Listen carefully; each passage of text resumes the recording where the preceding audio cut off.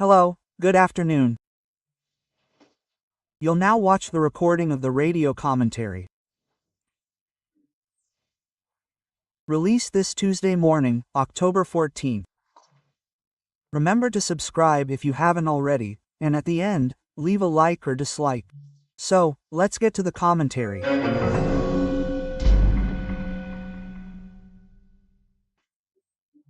Lula, even going to the Pope, wasn't news yesterday. The big star of the day. The big star of the day was Donald Trump in Israel and then in Egypt. A rush for peace in Gaza that won't happen unless Hamas gets rid of. But today he's already having lunch with Malay. Malay is invited to the White House for a working lunch, right? Well, meanwhile, Bolsonaro remains in prison. Moraes claims he's at risk of flight, both for public order and because he violated precautionary measures. But he's under house arrest in an investigation he's no longer involved in. He was. That investigation was also investigating an assumption, right? Because this escape story is an assumption, right? They were investigating the assumption that Bolsonaro was helping his son Eduardo convince the White House to punish Moraes. But Moraes is the judge in the case, and he's the one who orders the arrest for this. No, you can't. That's impossible. That doesn't exist. It doesn't exist in law. The judge himself, interested in the case, is making the ruling, but anyway. We're getting used to the silence of the media, which pretends this is natural, right?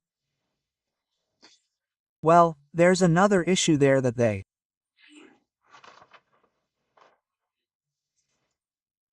silence because it's a decree from August, only revealed now by Gazeta do Povo in Curitiba, a decree from her husband benefiting Janja, right?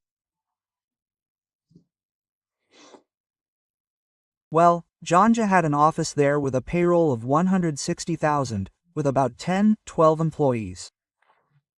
Not anymore, now it's going to expand. He determined that the office of the President of the Republic, which has almost 200 employees, will assist Janja in all cultural, social, and ceremonial matters, right? Well, once that was revealed, the opposition rose up. The leader of the place, Sóstenes Cavalcante, said he'll mobilize to overturn the decree, right? In other words, he'll issue a legislative decree that overrides the executive decree. That's possible. Well, after all, Janja doesn't hold public office, she wasn't elected, and she spends a lot of money, according to him, and a lot of it comes from the public who pays taxes. Well, and another thing is this whole story, right, of a husband benefiting his wife. That's common, right?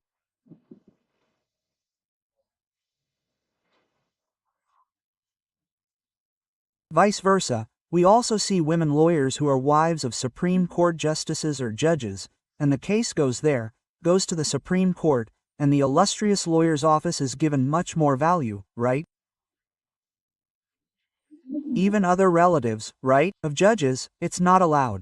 My grandfather taught me that, right? It's a matter of ethics. It's not allowed if there's any personal interest involved. It's not allowed, right? The judge simply has to declare himself, say, look, I can't take this contract here that I saw my wife's signature there as attorney, right? Just like the one requesting Taliaferro's extradition is the interested minister Moraes himself, once again, right? Very strange. Well, and one piece of news here that is of interest to farmers in Santa Catarina, Rio Grande do Sul, the Mantiqueira region, right? Wild boar. Did anyone have the idea of bringing in African wild boar for meat production? But the wild boar got loose, right? Well, and today it causes enormous damage to corn crops. A herd of wild boar comes, one actually, the name I prefer, right? Because it looks like a pig. Well, it completely destroys. It's like running a steamroller over a corn crop, for example. It kills people, kills dogs, right? Well, and wild boar hunting was contained in 2022, I have the numbers here, and the Hunters Association has a record of 465,000.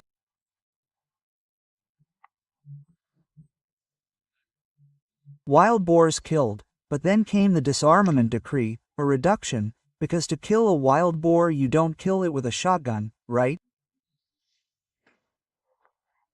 You need a rifle and a good caliber, good power, a lot of energy in the shot.